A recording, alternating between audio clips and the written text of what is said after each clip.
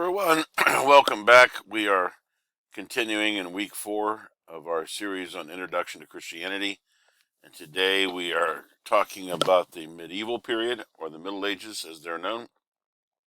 So this is part 2 of week 4 of the Middle Ages.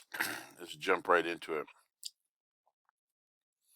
So this is taken from Christian History and Introduction by Alistair McGrath. Today we're covering chapter 2, which is pages 89 through 100. And so we shall proceed. So the dawn of the Middle Ages. Here's our outline for today. If we can somehow make it through all this: the 11th century, the Gregorian reforms, the cultural renaissance of the 12th century, the codification of theology and canon law, the rise of the university, Paris and Oxford, the Crusades in Spain and the Middle East, secular and religious power, Innocent III, Franciscans and Dominicans, the rise of the mendicant orders, and finally the women mystics and female religious orders.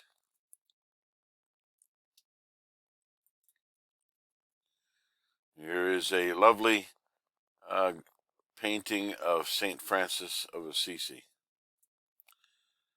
So it's generally agreed that the 11th century marked a transition from in the history of Christianity in Western Europe. Some of the contributing factors include threats of invasion from Western Europe receded. Up until the 11th century, there was a threat from Vikings in the north and Muslims in the south. The Eastern Empire went into decline, and there were no lethal pandemics, at least until the 1320s. So that was sort of a respite. During the 10th and the early 11th centuries, the papacy was ridiculed as morally and politically bankrupt. Later medieval church historians termed this a dark age in the history of the church. Yet it proved to be a temporary setback. After a period of instability and weakness, a series of reforming popes regained the initiative and set in place reforms to eliminate the scandals and problems that had plagued the church in the previous century.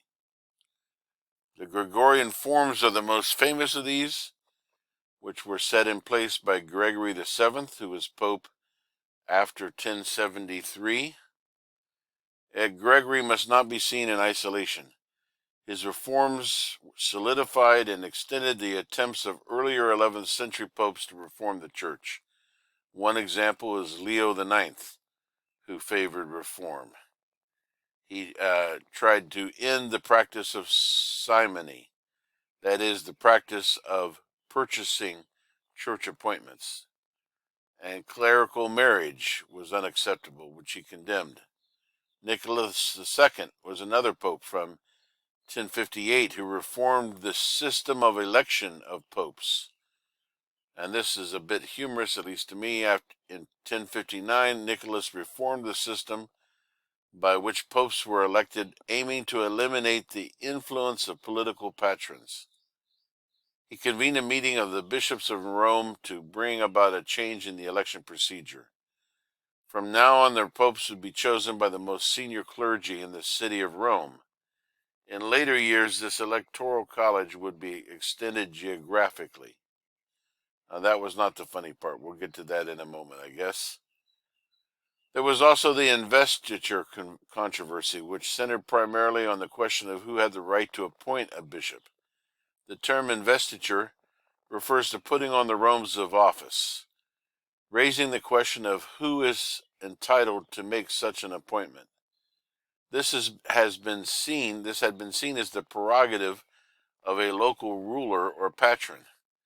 Gregory asserted the right to make such appointments lie with the Pope, not with secular authorities.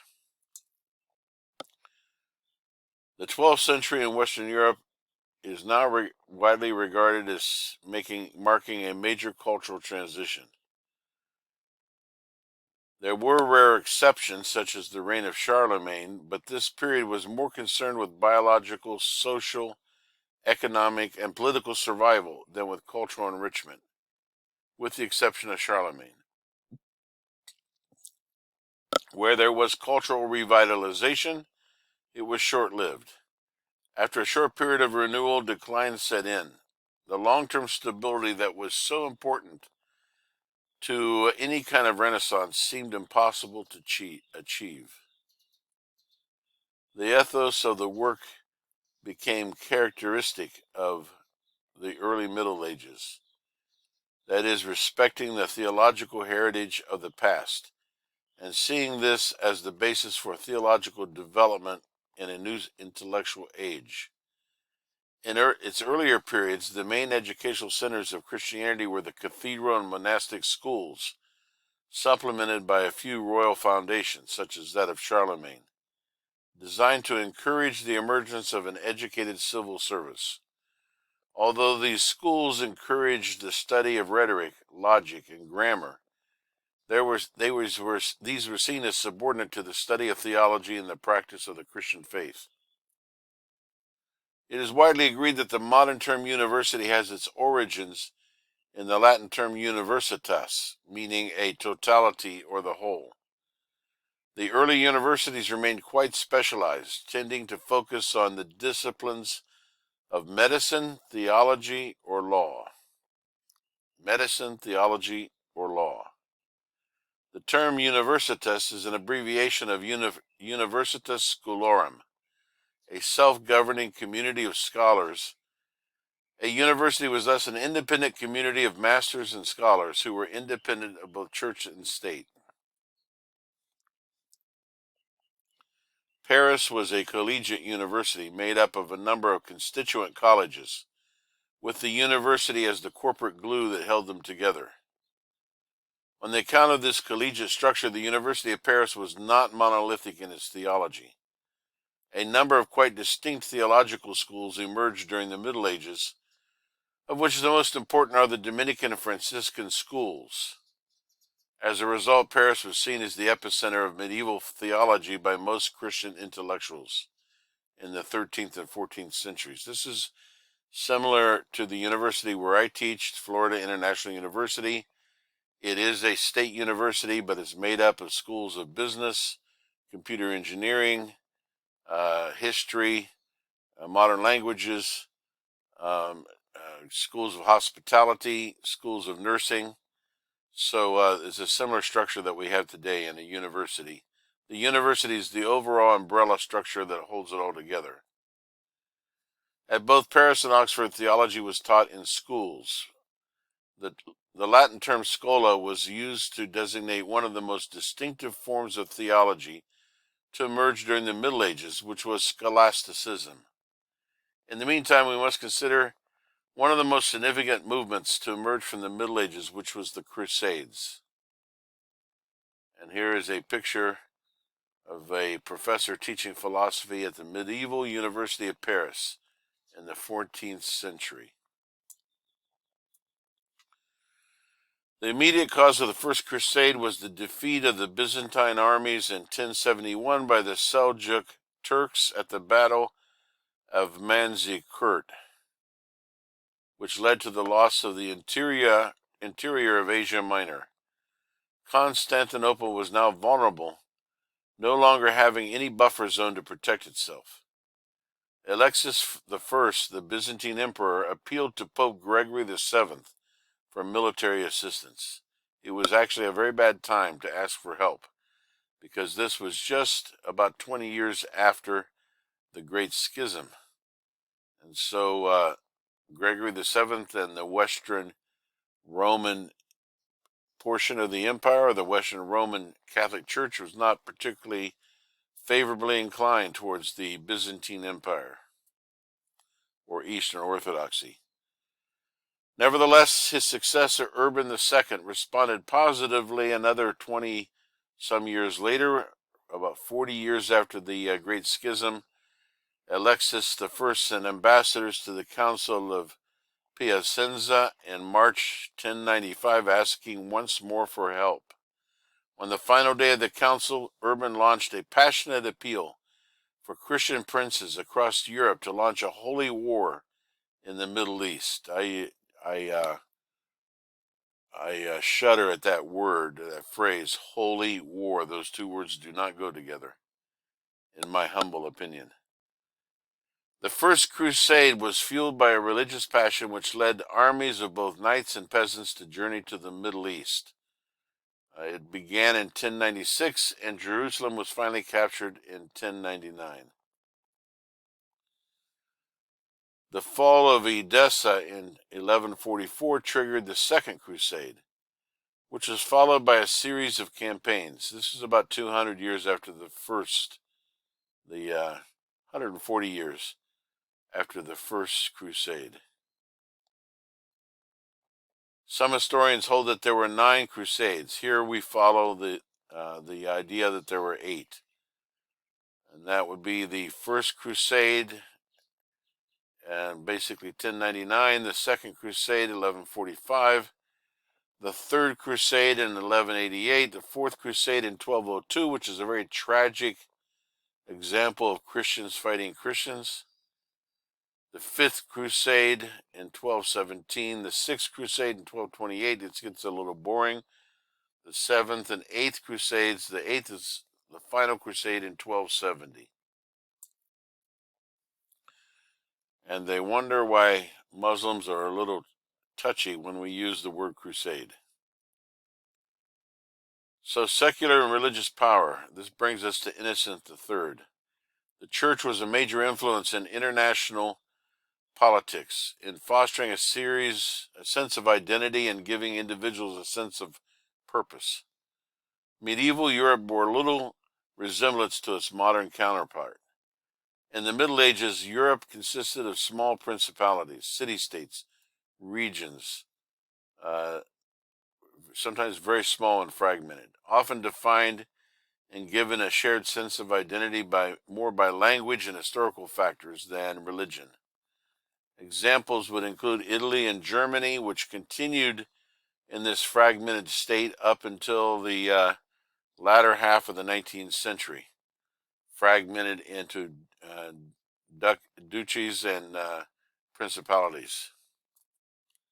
Innocent III comes in at this point. The church was the only international agency to possess any significant transnational credibility or influence throughout the Middle Ages. Of course, we're talking about the West. We're not talking about the eastern portion of the former Roman Empire. The church played a decisive role in international disputes. Under Innocent III, who was Pope during the Crusades, the medieval papacy reached a hitherto unprecedented level of political authority in Western Europe. Innocent regarded the defense of the libertas ecclesiae, or the freedom of church. You might call it religious freedom, only it's in this case it's religious freedom only for the Catholic Christian Church, as central to his program for the revitalization of the church. This brings us to the Fourth Lateran Council of 1215. You notice it's no longer a reference to ecumenical councils, since the Eastern Orthodox are not participating and the Oriental Orthodox are not participating. So it's the Lateran Council, which is the council of all the bishops in the Western Roman Catholic territories. An exposition of so the first decision, or Canon 1 of the Lateran Council of 1215, was an exposition of the fundamentals of the Catholic faith, including a brief defense of the idea of transubstantiation. Transubstantiation is the doctrine that the substance of the bread and wine in the Eucharist are literally transformed into the body and blood of Christ. Canon 5 included a reaffirmation of papal primacy within Christendom, as recognized by the early church. After the Pope, primacy was given to the patriarchs in the order of Constantinople, Alexandria, Antioch, and Jerusalem. Of course, that was a moot point since they weren't even communicating at that point. Alarmed by how long it took cardinals to choose a new pope, Gregory X, Pope from 1271, introduced rules designed to discourage delays. Here's the humorous part that I was referring to earlier. The new rules said that cardinals had to remain in a closed area, the conclave, until they had made a decision.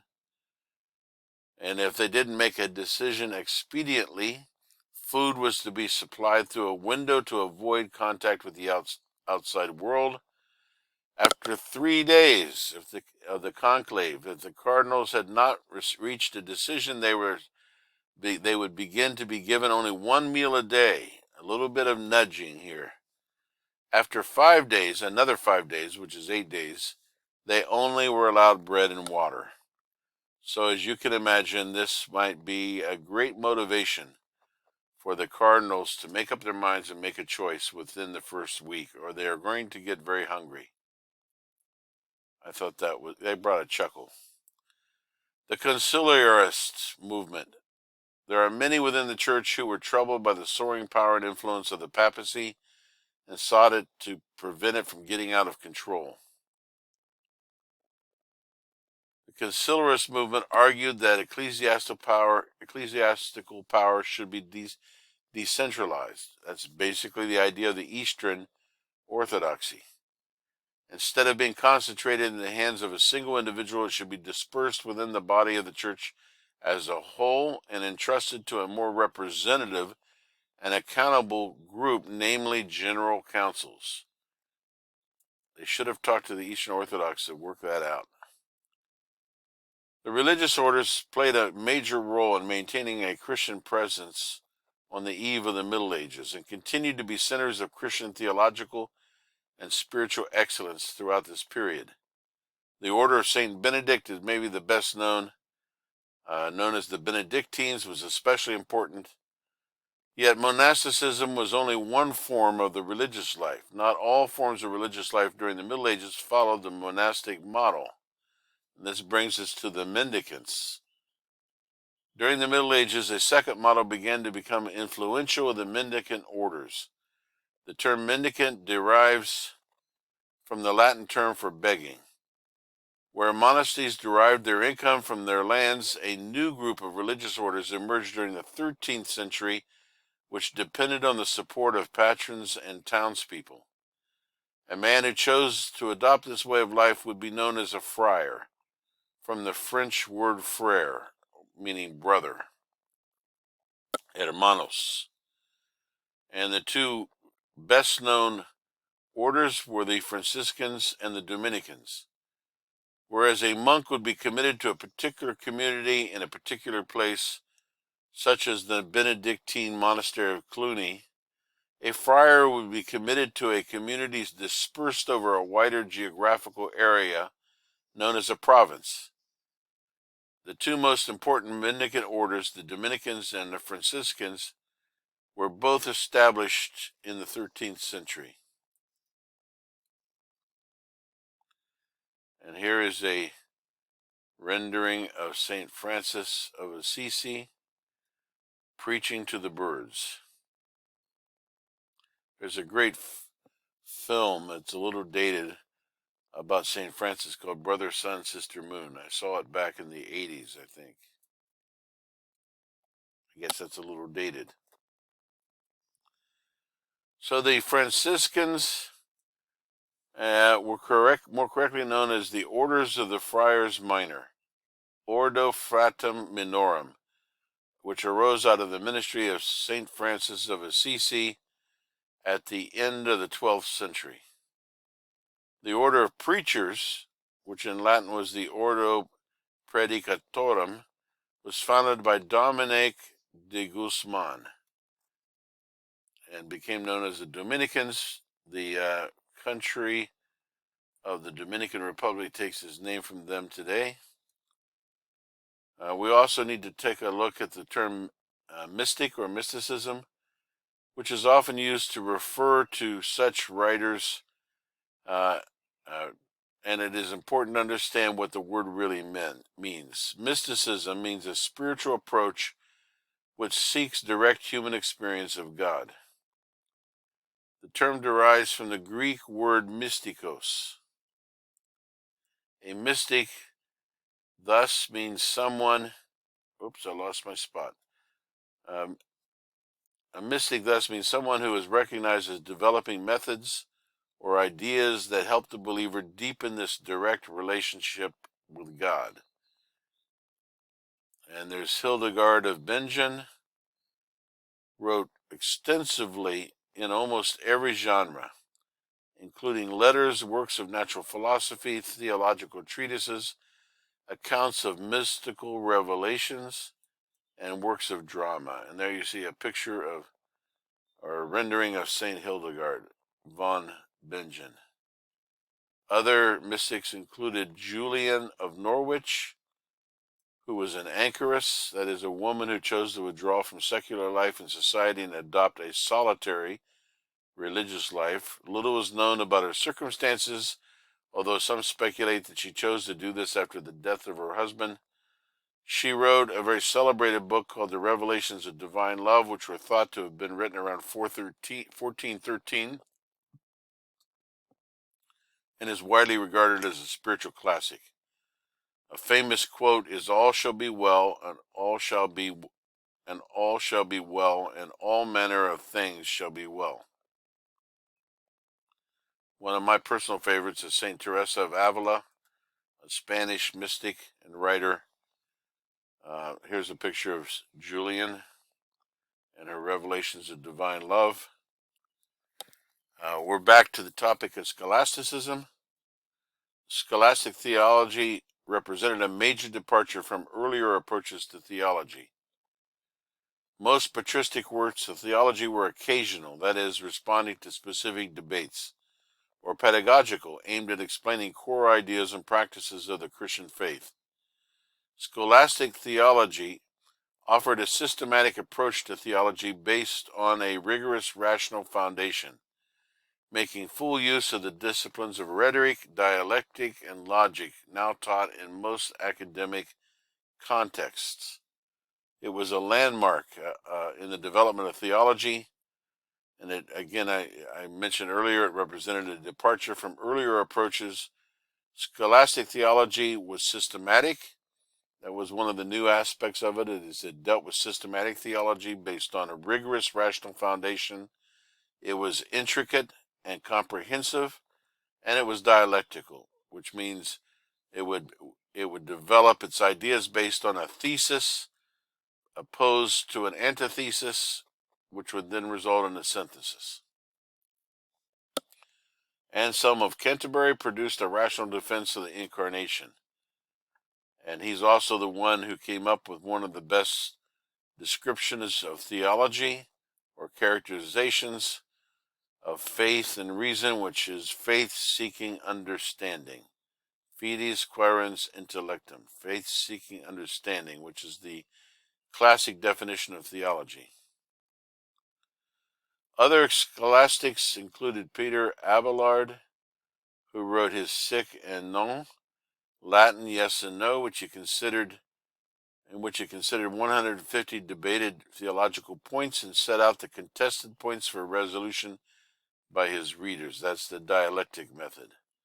A similar approach lay behind Peter Lombard's 12th century textbook, The Book of the Four Sentences, which set out a variety of patristic statements on various issues and left it to the readers to resolve these. The most famous scholastic theologian was Thomas Aquinas, who wrote the Summa Theologiae, the Totality of Theology, in 1265. Or at least he was born in 1260. No, it looks like he wrote it from 1265 to 74. Aquinas wove together the reconciliation of competing biblical and patristic statements within a rational framework. This was intended to ensure that the Christian faith could be defended against its rational critics, such as Jews and Muslims, both of whom were present at Paris in the 13th century. This coincided with the rediscovery of Aristotle, the famous Greek philosopher, who had been completely forgotten in the western portion of Europe and was only dimly remembered in the eastern portion.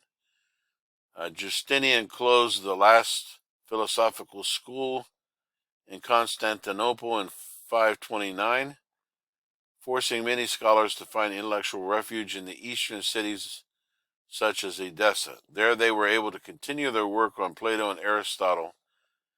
Eastern Christianity had tended to regard Aristotle as inferior to Plato. In the West, Aristotle simply had been forgotten, apart from his works on logic. Muslims to the rescue. The Islamic conquest of the Middle East led to a new interest in the works of Aristotle. These were translated into Syrian and later into Arabic.